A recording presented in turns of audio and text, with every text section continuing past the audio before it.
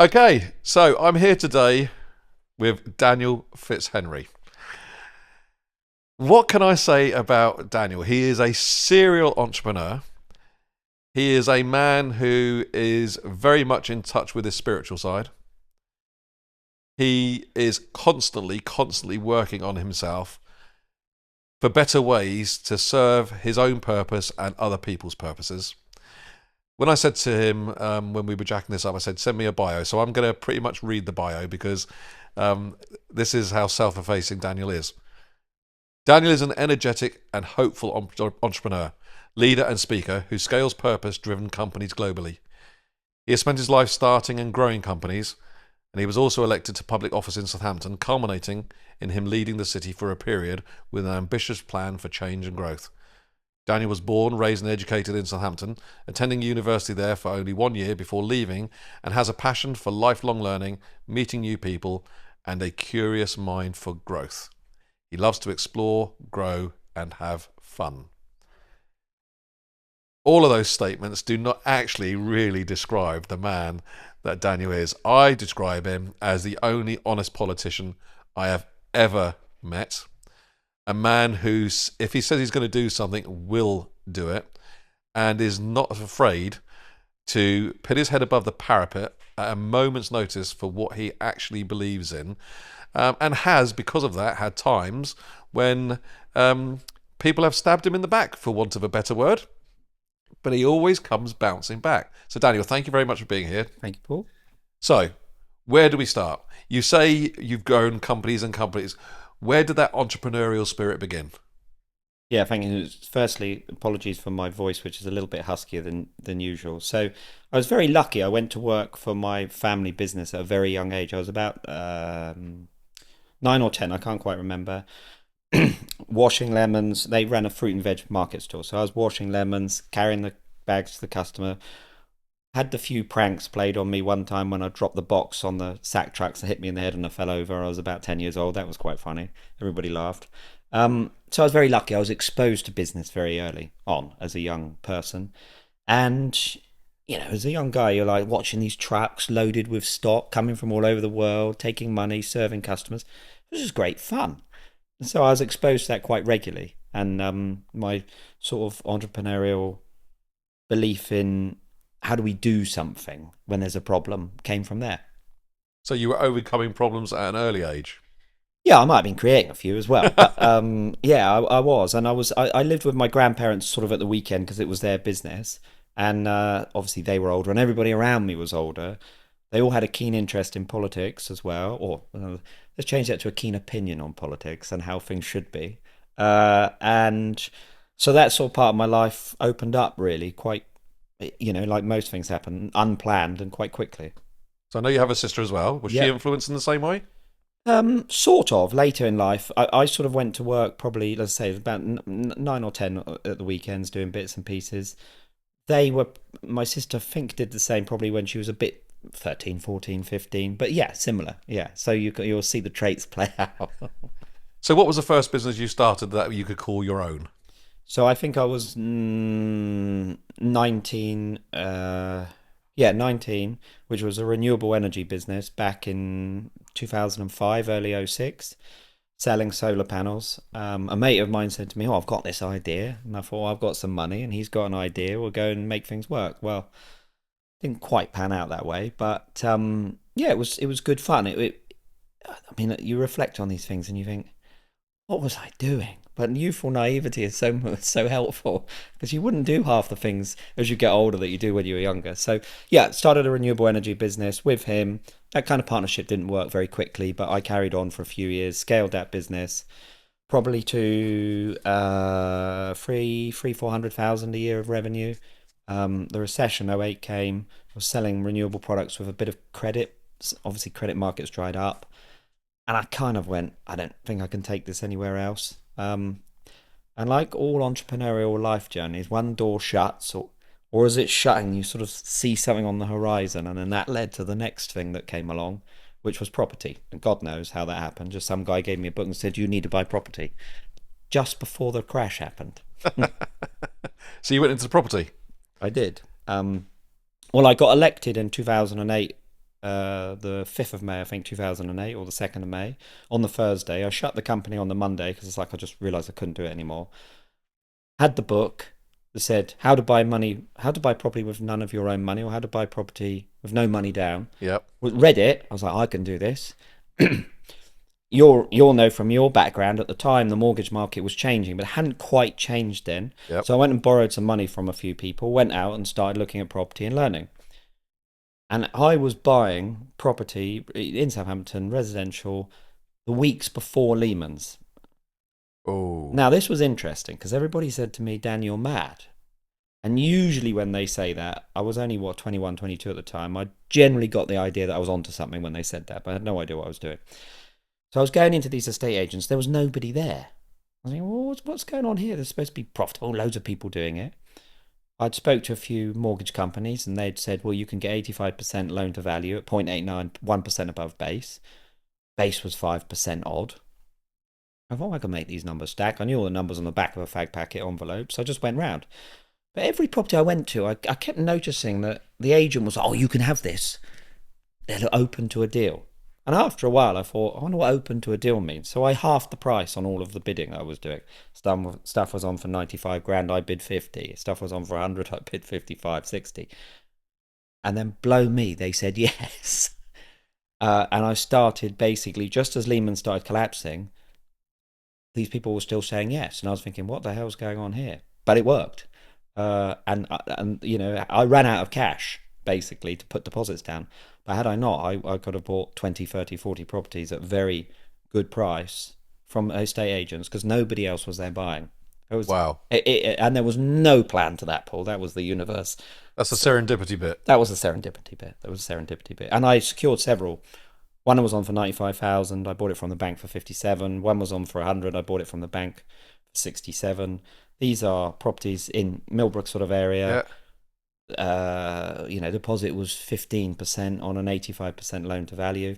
But the best bit, this was serendipity, was the mortgage rates were 0.89 above base rate at 5%. 6 months later, where was base rate? Absolutely. Nothing. So I was renting them out for £400 or £500 a month at £50 a month mortgage. So that was never planned. I had no idea what I was doing. That is the epitome of gearing. Yeah. Correctly. Yes. Yeah.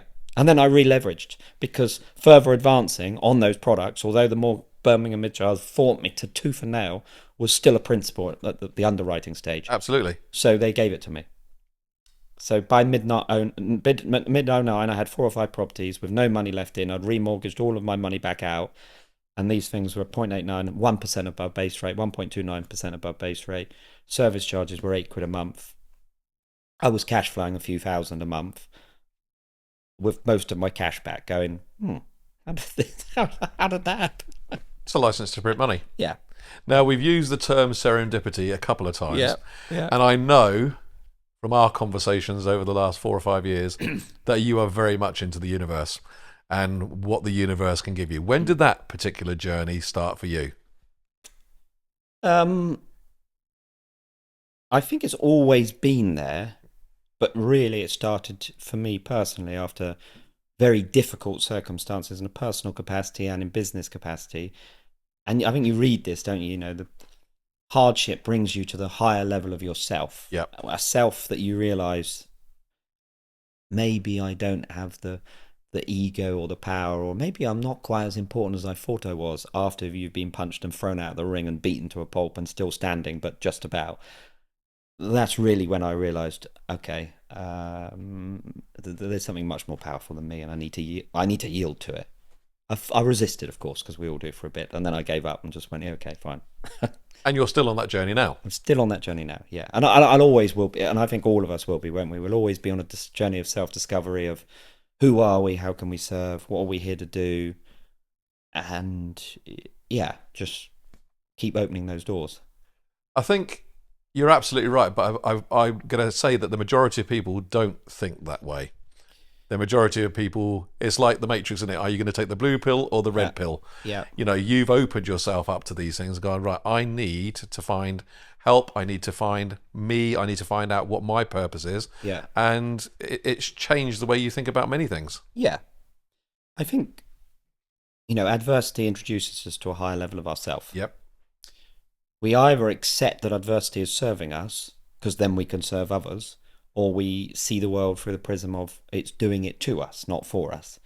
If we can try and switch that, and it's very difficult, that the world is helping us to be better, not doing stuff to us, and manage our own ego and work through those emotions, then we begin to see that there is some kind of destiny plan. And in my opinion, everybody has, we're an intentional universe.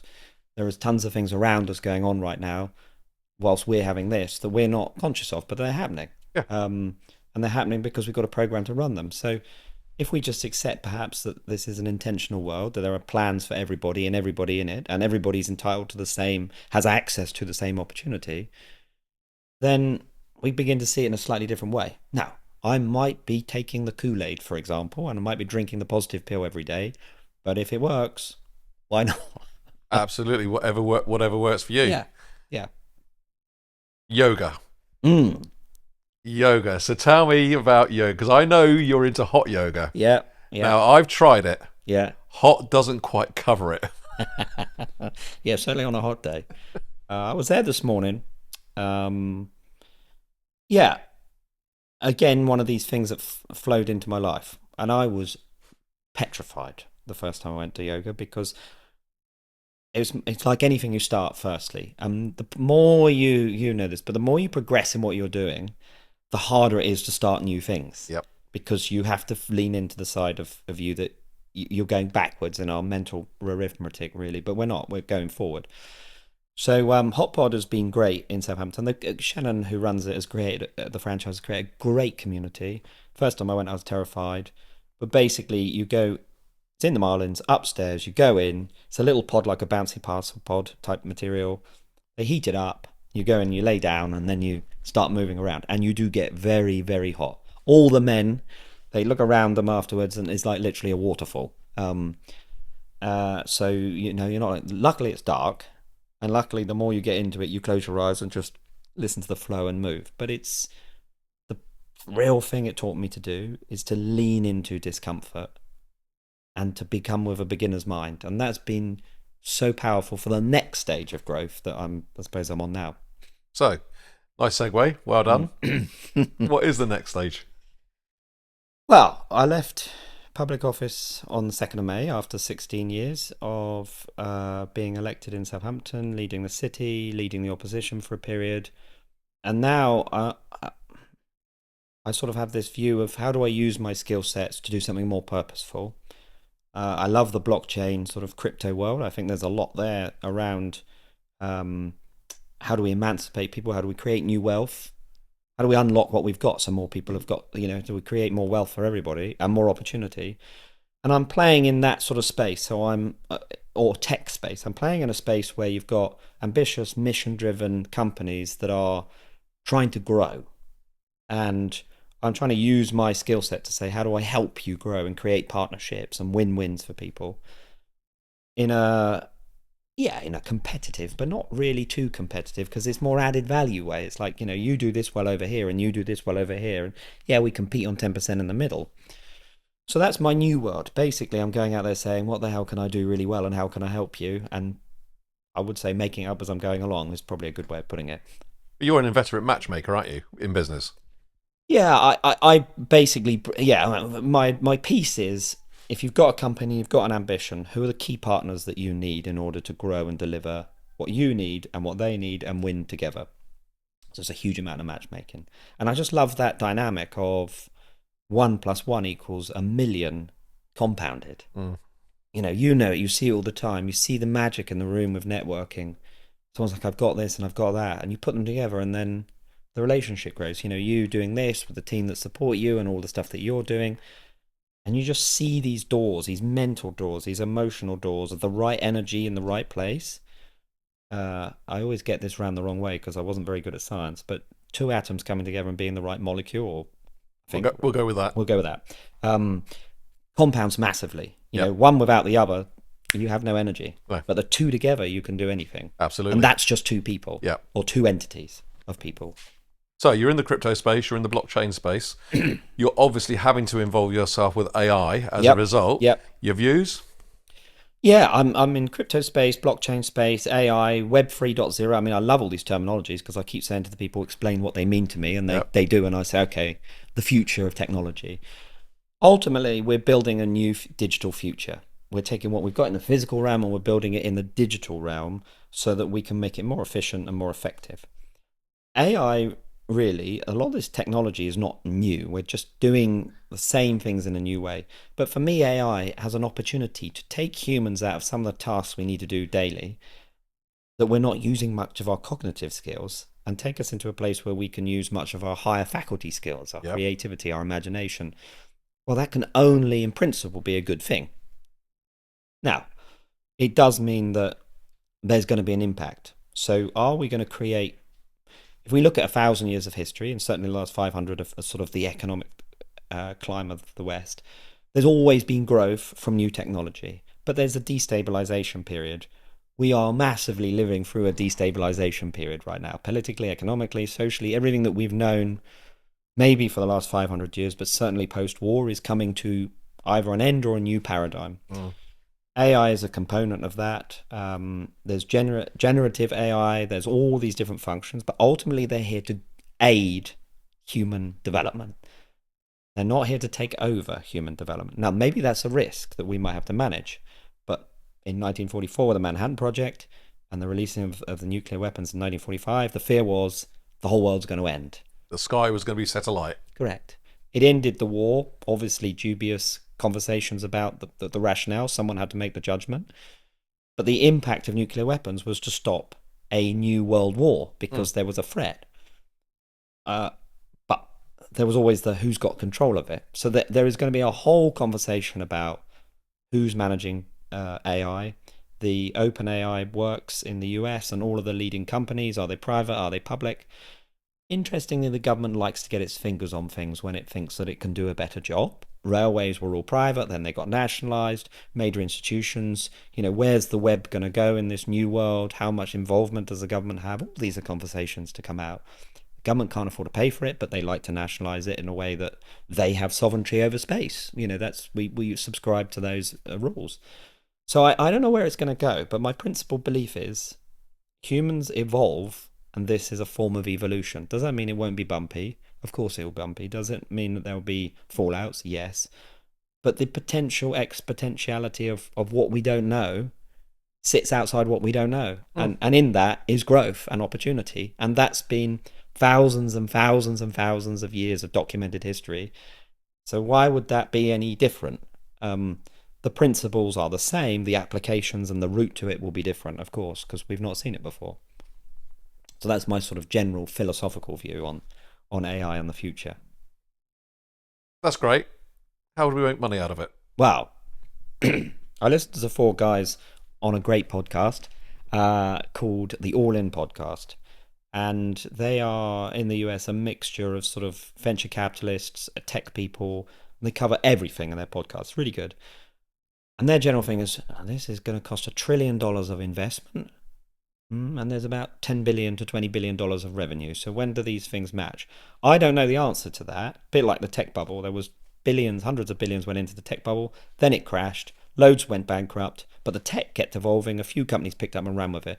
The beauty of AI, blockchain, Web 3.0 is if you're an entrepreneur, you go and create something. On the Yep. proviso, it might fail, but it won't fail in longevity if it has value because it will be found.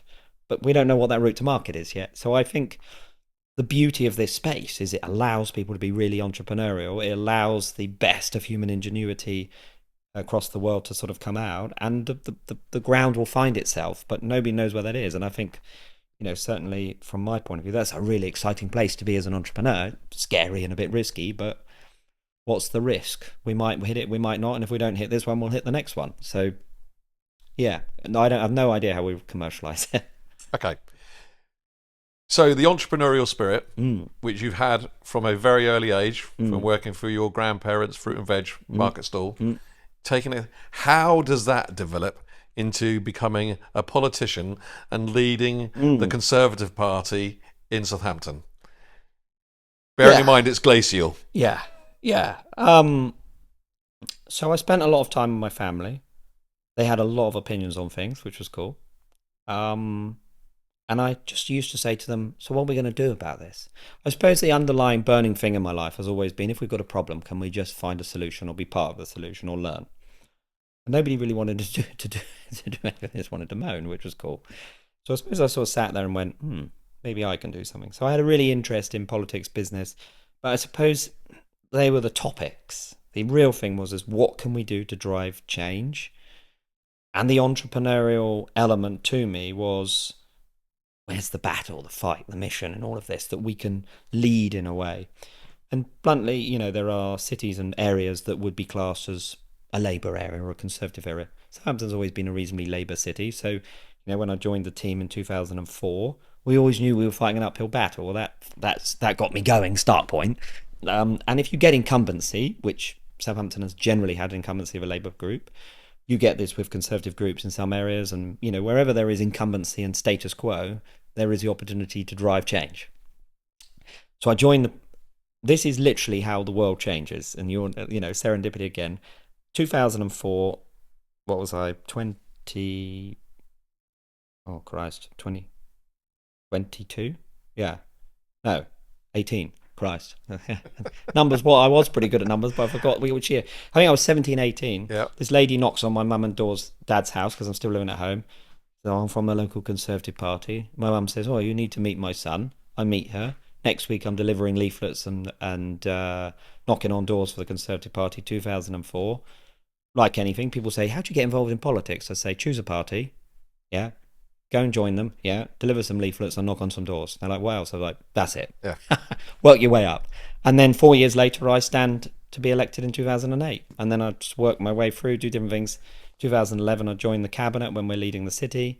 And then just watch and learn and model and move on. And then 2021, we won control of the council and delivered the agenda for a year and got booted out. So if I remember correctly, you did have your own particular A2 Brute moment. Yes. Yeah, we had a bit. So we lost by the electorate, and then we had a little bit of an internal coup, unexpected. It's a bit like a washout, really. Things build up. So if you win really well, you've got to be prepared that you might start losing really well when things aren't on the same level playing field. That was painful, but we got over it and we moved forward. And then I led my team for another 18 months from late 2022 to this year for a couple more elections. Obviously, the political landscape is much more difficult and different for the Conservative Party right now, temporarily.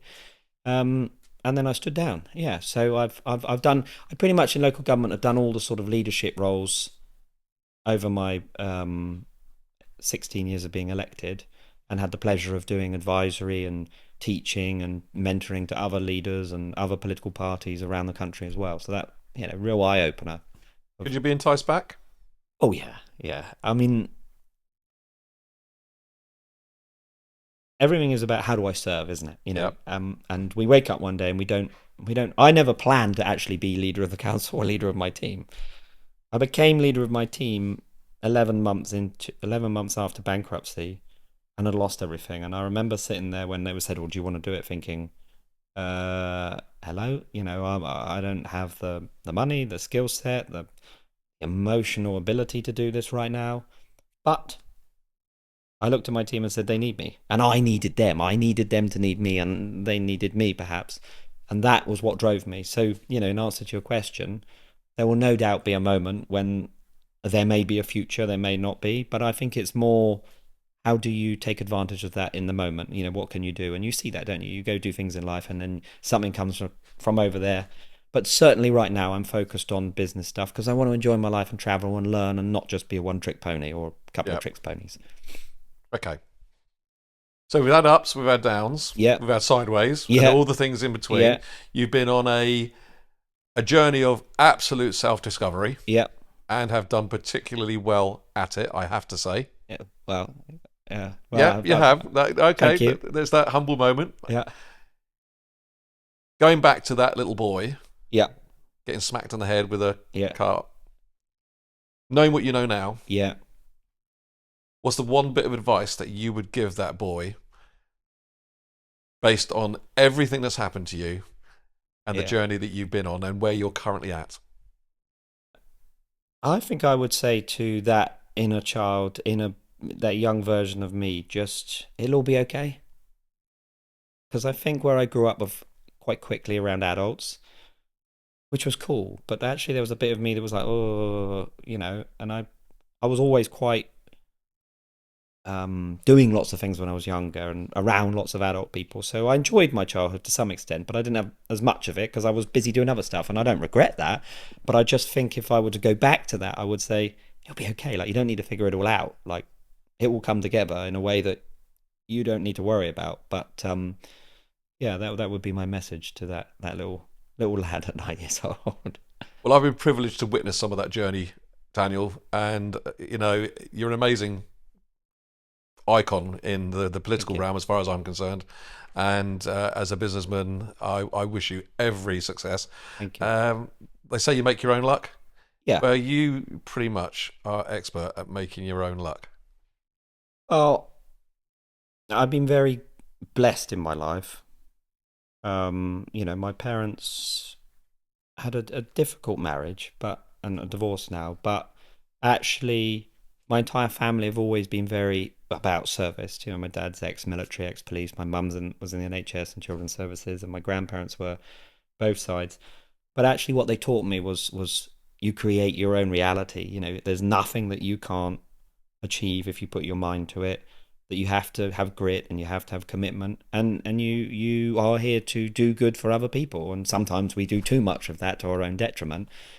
So and then I've discovered a ton of other people like yourself, Paul, in terms of your help me and the things that we've done together on that journey. So I'm a product of that upbringing as well as my own variation of it, which I think is quite usual when you see people that do stuff. There's people and their key people in their lives that have influenced them. Hmm. But so I'm very grateful to all of those people and continue to be every day uh, about their impact. You have a positive. There's a Chinese proverb that says something along the lines of, "When the student is looking, the master appears." Yes, And you have been that person where people have been looking, and you've been able to fill that gap for them, and will continue to do so, for which I applaud you. thank you. Yeah, and it's been a pleasure to do it. I mean, there's been challenging moments, of course, but they Absolutely. they grow us. But it has been a pleasure. How can you know how good something is Yeah, unless you've experienced how poor something can be? correct. Yeah, Right. Well, yeah. it's been absolutely amazing. Thank you so much for agreeing to come on this new venture podcasting, Yeah. and I'll catch you on the flip side. Thank you, Paul. It's been a Cheers, Daniel. pleasure. Good to Thank see you, you. buddy. Cheers.